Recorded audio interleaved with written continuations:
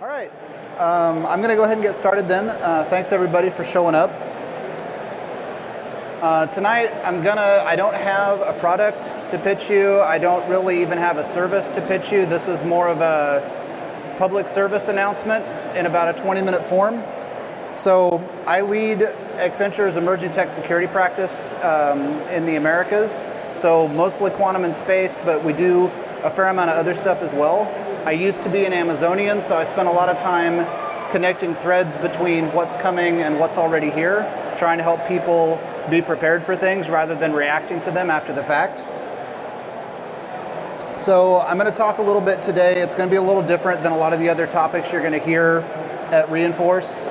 We're going to talk about how we approach problems, how we think about problem solving, what we can learn from history, and why we don't need to be afraid or nervous about new stuff that's coming out.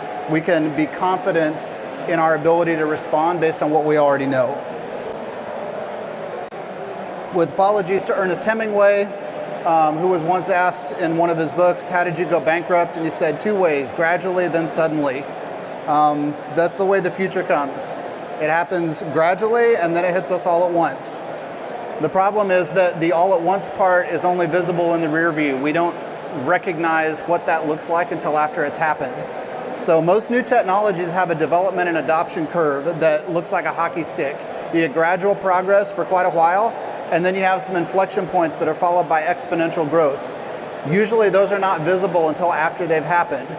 So the challenge for us as security professionals is to identify new risks while they're still in the slow growth phase. By the time the inflection point is visible, defenders are reacting rather than preventing. Bruce Schneier says attacks always get better, they never get worse. Nobody ever woke up with fewer security issues to worry about than they had the day before. This background image was generated for an earlier version of this talk by Stability AI. This was before the wildfires of January 2025 that were near my home in Southern California. And that talk was at that point titled, Cybersecurity is a Forest Fire and All I Have is a Garden Hose. I changed it because it was a little too close to home.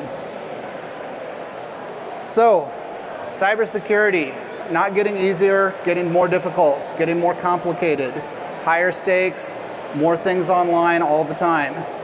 I'm going to walk you through some of these things. The cost of a failure or a breach is higher now than it's ever been. It only grows as we get more and more of our society's critical functions moving online. As the pool of attackers and the scope of assets under protection both grow, the likelihood of a breach becomes a near certainty. I'm particularly fond of talking about post-quantum encryption. I'm going to talk about quantum security a little bit more on the next slide, but if you follow the space at all, this last 12 months has been incredibly eventful. This last 6 months has been incredibly eventful for new capability development. Not just in quantum security hardware and error correction, but also in algorithmic improvements and distributed computing breakthroughs. There's a lot of things that are happening that are moving the day when we will have to contend with what we call a cryptographically relevant quantum computer, something that can factor RSA. It is coming sooner than we thought. A year ago, most experts thought 2032, 2033, more likely than not. We've had a lot of breakthroughs, especially around the first part of this year, and then Google's paper from a few weeks ago. So every time we have one of these breakthroughs, it becomes more likely that it's going to hit us sooner rather than later. Internet of Things, those of you who deal with cyber physical, with IoT and OT stuff, as of 2021, we had 127 new IoT devices that went online every second. Western households have on average 20 plus internet-capable devices. 70% of all TVs sold are smart, and this, like I said, was all 4 years ago. Attackers are getting better. 30 years ago, when I was getting started, it was curious kids and state actors. Now it's criminal gangs of all sizes operating anywhere on the planet. Willie Sutton 100 years ago was asked, why do you rob banks? And he said, it's because that's where the money is. Criminals are still operating by that maxim. Growth in number and sophistication of attackers mirrors the growth of internet-connected networks in both number of devices and financial impact. Gen AI, Can't go 2 seconds without somebody mentioning it. I'm going to skip over it relatively quickly. You're going to hear a ton about it the whole time that you're here. One of my colleagues in the back does nothing but AI all the time. There's a lot of people that are here to talk to you about securing models, securing how things work. I like to think about it less around the security of the technical underpinnings and more about how do I trust the business logic that involves AI output. If I assume that there's going to be failures in that, how can I architect the way that I function so that even if there's a failure, I still don't have a business outage? Regulations. I spend a ton of time helping people deal with regulatory compliance. That thing changes all the time. Post-quantum stuff I was talking about a minute ago is driving tons of regulatory change. The regulations tend to trail behind new technology. So when new tech comes out, defenders have already been trying to mitigate risk for several years without the help of any legal frameworks. Then the frameworks come along, and now you're trying to mitigate threat and deal with new compliance requirements. So regulators try to help, but frequently it ends up just adding more work on the plate of defenders. And all of this is on top of the responsibilities you already had yesterday. None of that stuff went away. I said I was going to talk about post-quantum briefly. The new cryptographic standards that dropped from NIST back in August of last year, along with a roadmap for deprecating RSA and ECC that came out in November. Pretty much everything that we have that is based on asymmetric public key crypto is deprecated and has to be replaced with new cryptographic suites that are based on a different kind of math problem than factoring large integers. RSA and elliptic curve are officially deprecated by 2030. They're disallowed by 2035. If that sounds like a long time away, it's not as far as you think. How long do you think it would take your org to swap out all the cryptography you have, all the PKI, all the machine identities in every open source software supply chain, every vendor provided application stack, every operating system, every network endpoint, every security hardware appliance? What about your cloud vendors? Just maintaining track of all the things that aren't in your direct scope is going to be a full-time job for a lot of people for a lot of years. 5 years sounds like a long time, but it isn't. A lot of orgs are still running TLS 1.0. It was released in '99. It was obsoleted by 1.1 in 2006. It was hard deprecated 4 years ago. NSA and DoD are urging immediate transition away from this stuff. Deprecating SHA-1 took more than a decade. So this stuff is not fast. There's two timelines when you're thinking about post-quantum.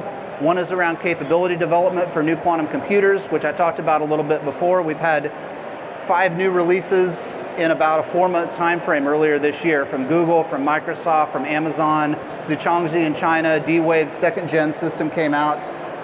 5 different approaches, 5 different vendors, 5 different chips, all at about the same time. We're seeing inflection points around capability development that are faster than what even the experts would have predicted a year or two ago. The upper left-hand corner there is Cloudflare Radar, which is a great resource for everybody. It's open source intelligence based on Cloudflare's visibility on the internet. They run about 20% of all internet traffic, and they make most of their observability and metrics publicly available. So this was 2 months ago. They were already running nearly 40% of all of their HTTPS traffic was TLS 1.3, and it was negotiating post-quantum cipher suites. And that's because Cloudflare rolled it out years ago, and as soon as Google Chrome rolled it out, it just kind of silently, automatically worked. That's what we want things to look like, is for stuff to come out, for users to not have to do anything and to have it just work. Upper right is quantum computing capability over time. I talked about that. Lower right is the MIT Quantum Economic Advantage Calculator. Plug in the hardware that you care about, plug in the math problem that you want to solve, like factoring large integers, and the calculator will figure out at what point in time is it going to be cheaper and faster to do it on a quantum computer than a regular one. For those of you who are interested, I also recommend Googling in MIT's technology review from about 1.5 years ago. Google DeepMind solved a previously unsolvable math problem called the CAPSET problem. And one of my friends said, it's not the application of Shor's algorithm on a quantum computer I'm worried about. It's an AI discovering a new and unexpected approach that changes the game overnight, leverages what we already have as well as what's coming, and it cuts our collapse time from 10 years down to 0. So that was not the good news, that was the bad news. Now I'm going to give you the good news. This is one of a few species of tree that is highly resilient in the face of forest fires. So we're going to talk about resilience for a minute and what that looks like. Don't panic. Most of the stuff I talked about just now seems new. A lot of the quantum stuff sounds like sci-fi to a lot of people still. This stuff may appear exotic and confusing, but the way that we mitigate it and deal with it is going to be very familiar to most of you. It's the stuff that we already know how to do. It turns out that it's really effective to do the stuff that you already know how to do. Common sense approaches from the past. They worked in the past, they still work today. Learn to use the classics. That means follow the best practices that have been established for years. Patching, least privilege, segmentation, robust monitoring, secure defaults, defense in depth. In addition to applying new mitigation techniques like new post-quantum cryptography suites, you need to do what you already know is the right thing to be doing. It doesn't do any good to upgrade the locks with new crypto if you keep leaving all the windows open by publishing your admin credentials to GitHub. Rule 10, good and complete beats perfect and unfinished. You may not have a comprehensive plan yet, that is okay. Most people in this room do not have a comprehensive plan for how to deal with new stuff. The important thing is to get started. You already know things that your team could be doing today. Do what you know while you figure out the rest. Amazon calls this bias for action. See also Rule 22, which is not listed, which says the perfect is the enemy of the good. Don't let an inability to do everything become an excuse to do nothing. Everything fails. Plan accordingly. Thank you, Werner.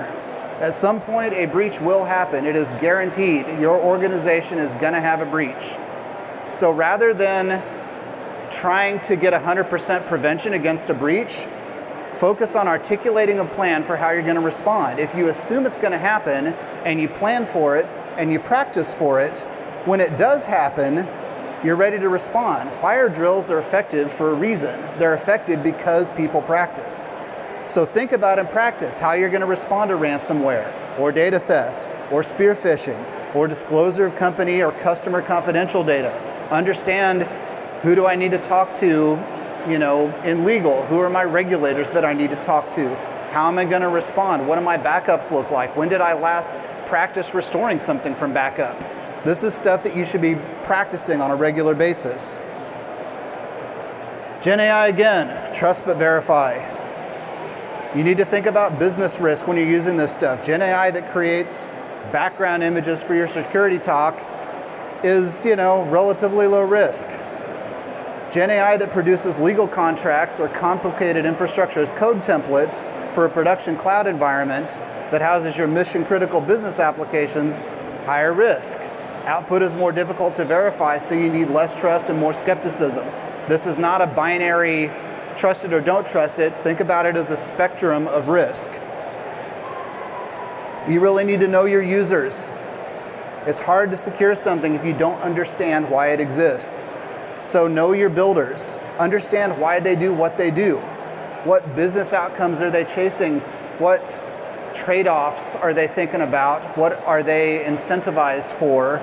And make sure that the security guardrails that you're building are aligned with the stuff that they already need to do. Ask, what is it you're trying to do, instead of what problem are you having? The XY problem is one of my favorite things. It frequently it presents as people asking the wrong question or presupposing the right question.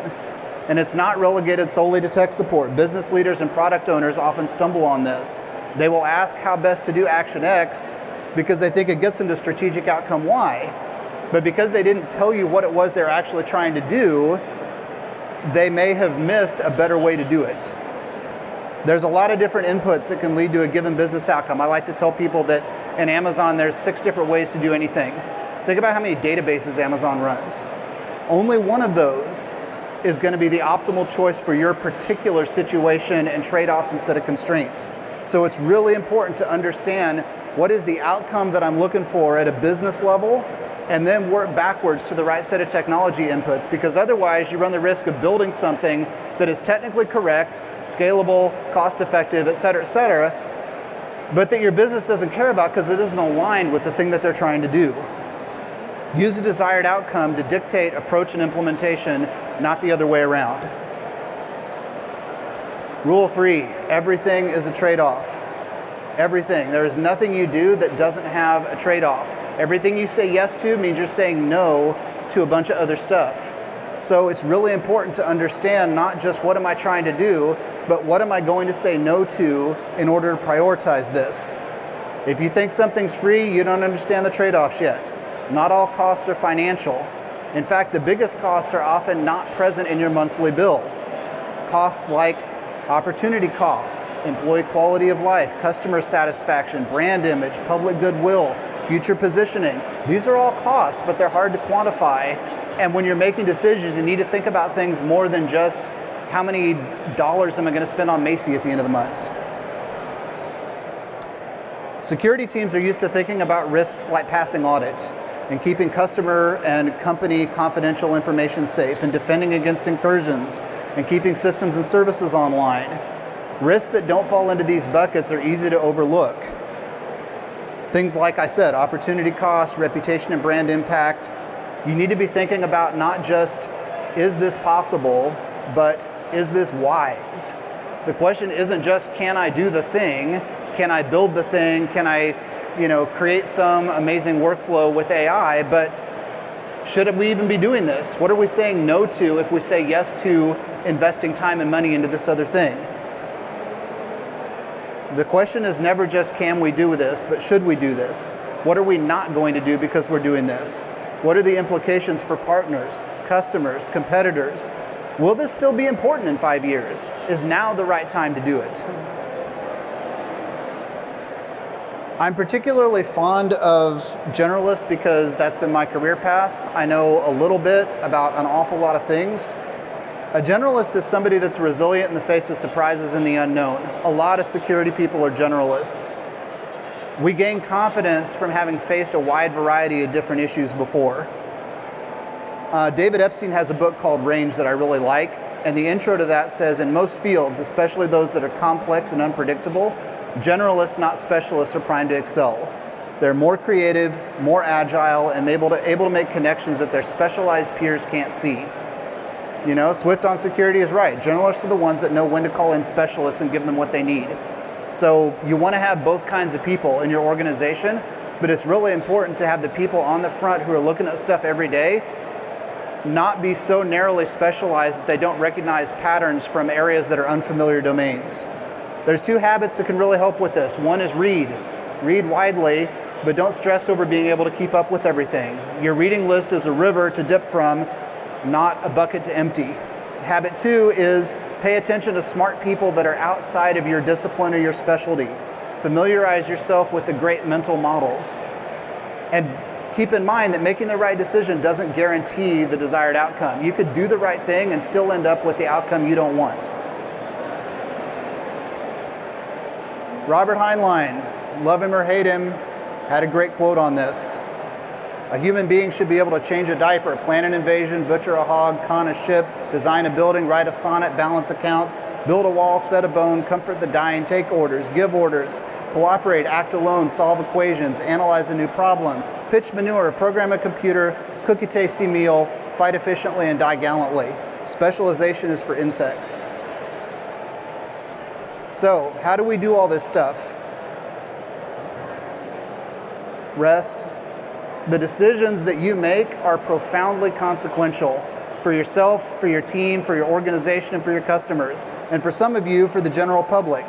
You put all those stakeholders at risk if you operate at a deficit, mentally, physically, or emotionally, and bring less than your best judgment. So try to optimize for a smaller number of higher quality decisions. Slow is smooth, smooth is fast. I have about 15 seconds left. So I'm going to skip to the appendix. And if you want to ask questions or get a copy of this stuff, it will be available. Thank you.